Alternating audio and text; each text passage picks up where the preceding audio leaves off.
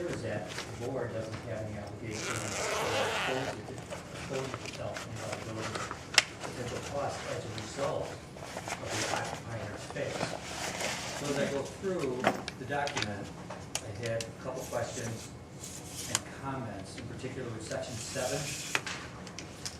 I think that section reflects the duty of the landlord, and we're not the landlord, we're not a tenant. And if you look at the second sentence, it says the school district shall assume all costs and obligations for the necessary repair and replacement of the premises. Heating, plumbing, electrical, ventilation, air conditioning, or other mechanical, as well as all of the necessary, okay. And it goes on, and I would prefer, it's up to the board, that it say, at the discretion of the board, the school district may assume costs and obligations for necessary repair. But for example, if there's a situation where we mothball that building for all intents and purposes, and if there's a situation where there's a mechanical breakdown and our facilities people say, hey, we can do a quick bypass if the building is vacant, it would only cost, I did make this $100. But to do this repair and make it functional, it may cost $5,000. I don't want the district to have to incur that cost. And the way this is written, we will have to. And then if I go on to section 11, or I'm sorry, the second paragraph of section 10, says the parties agree each shall remain solely and exclusively responsible for the employee benefits, wage, and disability payments, worker comp claims. If one of our workers goes in there to respond to a call by them because of their occupancy and is injured, our person would not be there if not for us, but for them using that for free. I don't want to incur that cost or expose the district to that liability. As I go to section 12, in the middle there it says, it starts out, the school district shall not be liable, and the village waives all claims against the school district for damage to personal property sustained by the village or any other person claiming through the village resulting from any action or occurrence on the premises or any further appurtenance thereto becoming out of repair, except in the event such damage results directly or indirectly from any neglect or willful misconduct by the school. Now, I would submit, you may disagree, that we are neglecting that building now. We've shut it down, and there are things going on that maybe we wouldn't want going on if it were occupied. So I don't know that neglect should be part of it. Willful misconduct maybe, but the building's not in operational condition right now, or we haven't been maintaining it that way, and I don't want to be accountable for that type of condition. Also, section 15, it states that the village has to return it to us with ordinary wear and tear.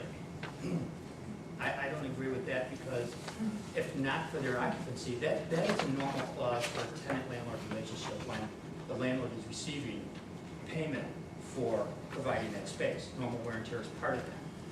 We are not receiving anything for this. We're letting them use our space. I don't want to be in a discussion about what's normal wear and tear.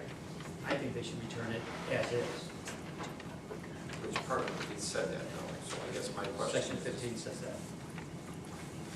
It says, at the termination of this lease, the village shall surrender the premises to the school district and as good condition and repair as reasonable and proper use thereof would permit ordinary wear and tear. And then it says, and casualty damage accepted. So I don't know if it's just casualty damage accepted or wear and tear, but it's unclear, and I don't want anyone, any confusion about that. There's no wear and tear allowed, because normally it would just be without that if we didn't do anything. So those are my comments to it. And I just an overall reading felt that it reflected more of a landlord-tenant relationship, which this is not. We're letting them use this for free. We should not incur any potential cost or potential liability as a result of that use. I did discuss this with Ms. Jeremy today.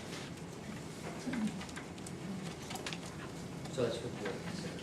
But as it's written, I would not approve. I didn't see the email on this. My questions? No, I called Ms. Jeremy.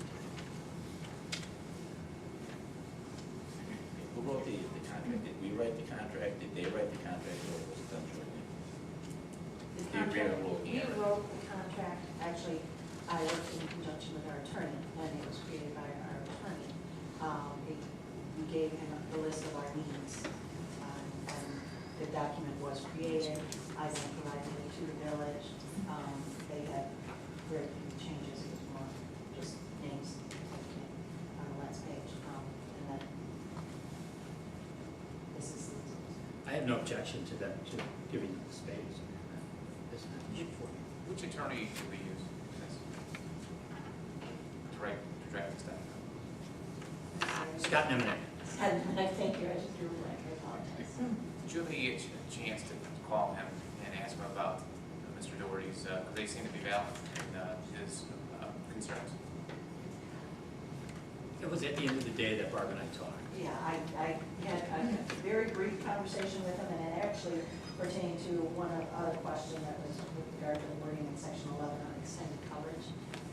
But I did not go over these other items with him until we had an opportunity to meet this evening. Where does the village sit with this right now? Have they already approved it? No, they're not going to approve it until our board approves it. But their next meeting is May 15th. They would like us to approve it before May 15th, so they can Yeah, approve. their meeting is Monday night, the 14th, and then we don't meet again until the 15th. Oh, we don't meet there before. Right, Okay, right. sorry. So they want it before our next meeting. They want to start June 1st. They would like to, the month of June is more of a move-in time. They don't plan to truly occupy it until towards the end of the month, but they're just going to be moving their things in. Have you contracted you, No, I do have edits to this one. I do have my edits and notes too. I think the board would agree that Kevin's concerns are reasonable. Under the circumstances, they're valid. And I think as a board, it should give us pause about voting on this tonight. Well, there's no. Questions? I agree. Yeah, I agree. But it sounds like we may have to come back at a special meeting then to accept the Or updated. they could Or change, the change their date. Yeah. They could go the 16th instead of 14th, Or the following. What, especially? just like we would have to have. Right. Has their board seen this agreement already? Well, I guess they, ours not. We'll probably wait until they get They're confirmation waiting from us. until, it was inappropriate for them to present it to their board until our board had done it. Okay, well, let's table that, let's bring those concerns to our attorney and let's ask his opinion. We've changed if necessary.